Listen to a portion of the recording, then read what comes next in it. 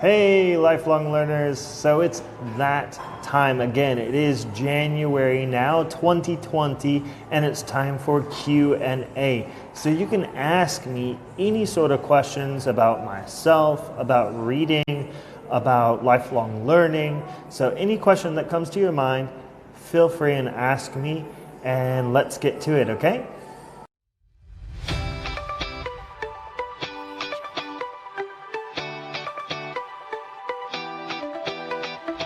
Hooray for the first question of the day. Do I take a journal of what I read?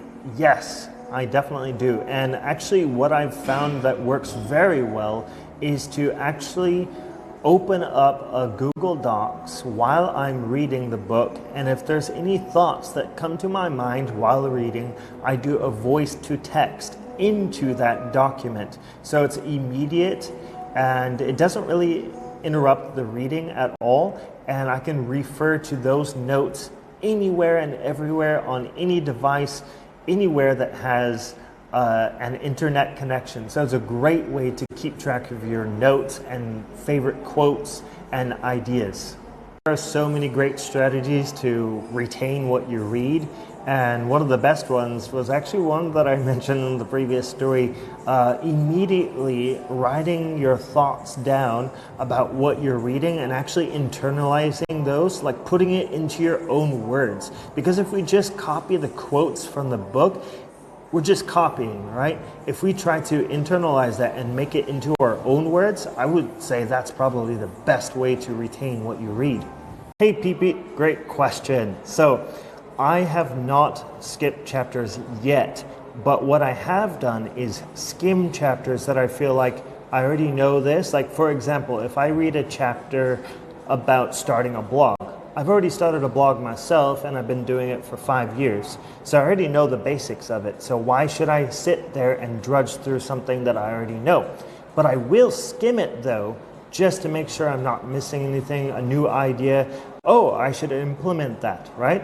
So yes, I skim chapters, I don't skip chapters. That is a toughie, but a great question. So I would just say, if you're just starting out, well, first of all, you need to read and build up that reading habit as much as you can, and actually post as much as you can. Make a variety of videos and posts and quotes, but not just quotes from the book. Like I mentioned before, you got to express your own ideas. You got to put the author's words into your own words. You got to make it unique and your own. So start from there, and then from that point you can build up, make connections with authors as much as you can. I mean, there's so many different things that you can do. So just get started and build up from step by step. Question with a very long answer, but just to keep it simple, I came to Indonesia so I can teach English. This is the school that I teach at behind me. I definitely enjoy it. It's been great, and it's also opened up many opportunities for me with the building up of the self-development business and reading books and just having the passion to help others. So that's the short answer, but there's so much more that goes into it. Question number 6. What do I think about minimalism? Well, minimalism, I have not really practiced it personally, but I think it's a good way to declutter your life. And if we're talking about digital minimalism, like making your use of social media and internet and stuff, things like that, a lot less, I believe is very healthy, especially if we can soak in what's around us and pay attention to other people around us, your spouse, your children, your friends. It's a very good quality to have. And if you're talking about the things that you buy, I actually think that it's a good thing to be minimalist. Like, don't accumulate so many things in your life that when you get a lot older, you could be like, why did I even buy this? What is this crap? You could just throw it out the window, give it to someone, right? So in the first place,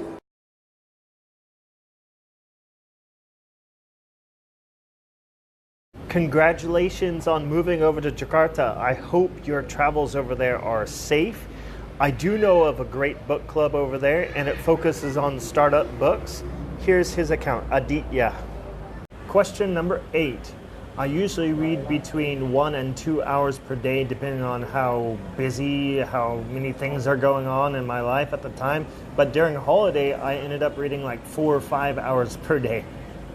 In my personal opinion, it's better to actually push yourself a little bit rather than trying to speed through the book. That way you can actually retain what you read a lot better and to get the context, like you were mentioning. Now, over time, with lots of practice, your reading speed will naturally speed up. So my advice to you is don't try to speed through the stuff you read. Try to read it and understand it as best as you can.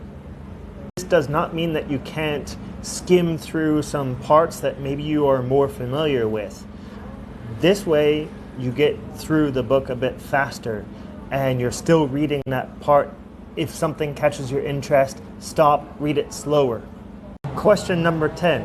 I'd say most of this comes down to priorities. What are your priorities? What do you want to accomplish in your life?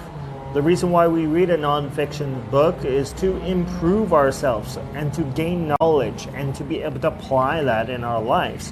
When we read a non-fiction book, this is for entertainment. Now, of course, it takes focus. Any type of reading is active, not passive, right? So when we're reading a fiction book, we're enjoying it. We get into the story.